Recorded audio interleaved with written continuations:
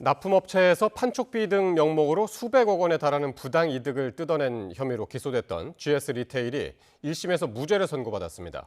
납품업체들이 자발적으로 돈을 낸 건 아니지만 합리적 의심이 없어질 정도로 혐의가 증명된 건 아니라고 봤습니다. 김철희 기자입니다. 지난 2022년 공정거래위원회는 업계 1, 2위를 다투는 GS 리테일에 과징금 243억 원을 부과했습니다. 2016년부터 5년여 동안 간편식 납품업체 9곳으로부터 성과 장려금과 판촉비 등 명목으로 수백억 원을 뜯어냈다는 거였습니다. GS 리테일이 스스로 판매할 자기 제품에 제조만을 위탁한 수급 사업자로부터 성과 장려금을 수취할 이유가 없다고 할 것입니다.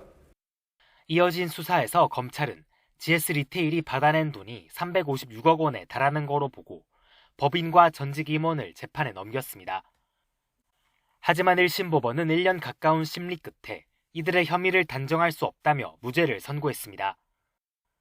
먼저 재판부는 GS 리테일에 거의 완전히 의존해온 납품업체가 문제가 된 판촉비 등을 자발적으로 낸 건 아닐 거라고 봤습니다. 다만 판촉비가 실제로 간편식 판매 촉진에 쓰였고 납품업체가 부담한 비용 이상을 GS 리테일도 부담한 점 등을 고려하면 검찰의 공소 사실이 충분히 증명됐다고 보기는 어렵다고 밝혔습니다. 또 문제가 된 판촉비 등을 지급한 구체적 경위가 드러나지 않은 이상 무작정 GS 리테일이 이를 강요하거나 강제했다고 판단할 수는 없다고 덧붙였습니다. 이에 대해 GS 리테일 측은 법원의 판결을 존중한다는 입장을 내놨습니다. 법원이 증명 부족을 꼬집긴 했지만 혐의가 의심되는 부분도 있다고 밝힌 만큼 법정 다툼은 이어질 전망입니다. YTN 김철입니다.